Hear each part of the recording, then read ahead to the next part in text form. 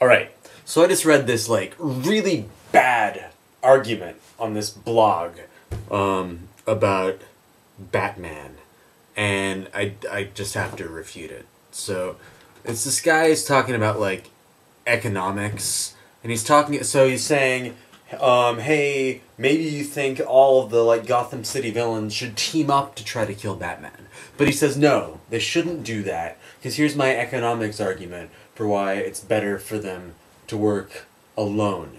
Even though whenever they work alone, Batman kicks their fucking asses and they suck.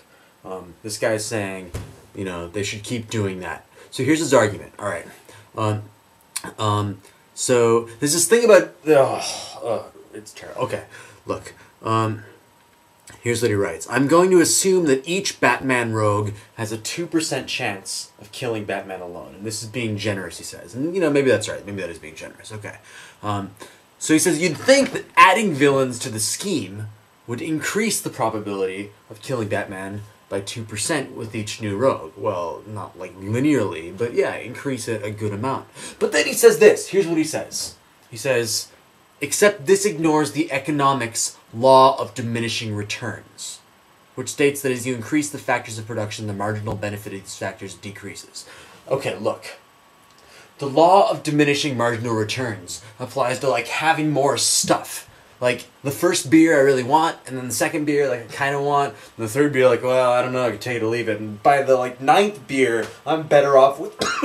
I'm better off without it, right? That's what the law of diminishing marginal returns says. It's about, like, beer. It's not about having people try to kill Batman. I mean, okay, look how,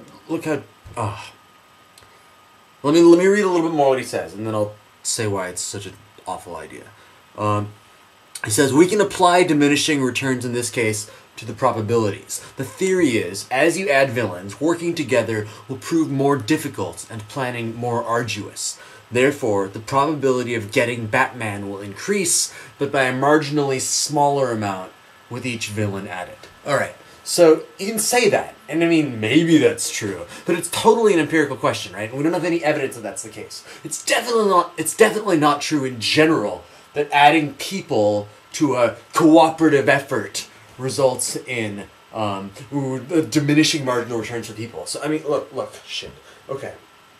The Red Sox are playing the Yankees tonight, right? It's Brad Penny versus CC Sabathia. But it's in Fenway, and, you know, the Yankees have been terrible against the Red Sox so far this year. The Red Sox have been good. So let's say that the Red Sox chances of winning are 50%. Let's say 50%, right? Okay.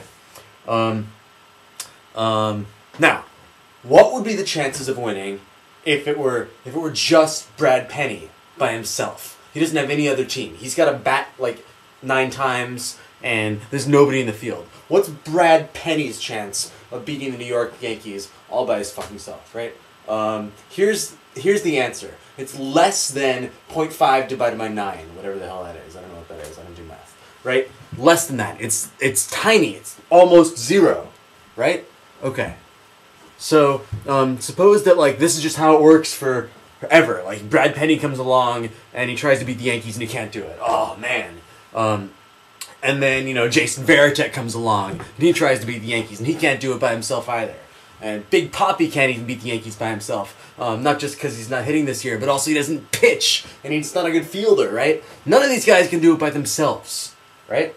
Let's say each of them has like a, let's be very generous. We'll say each has a 1% chance of beating the Yankees by themselves. That's very generous, right? Whatever. We'll be that generous. Here's the thing. You get Brad Penny, he's got a 1% chance, and you team him up with Jason Varitek and you throw them together, tell you what their probability of beating the Yankees is. I mean, it's still, like, stupidly tiny, but it's way the fuck better than double the original chance. If Brad Penny has, like, a 1% chance to do it by himself, then Brad Penny, along with Jason Varitek, have a way better than 2% chance. Because now that he's got a catcher, Brad Penny can, like, throw a pitch without it being a passed ball and, like, advancing the base runner all the way the fuck home, right? Right. So, if there is a base runner, there probably won't be because they would have already scored all the way. But now he can, like, throw somebody out because he's got a catcher at home, right? Right. So, In this instance, there's no diminishing marginal returns active, right? Now add a third player and a fourth one. You're getting closer to a real, actual team now. You don't have diminishing marginal returns just because you have people who need to coordinate and need to cooperate and they might squabble with each other. I mean, yeah, they might, but they might be a fucking team like the Red Sox.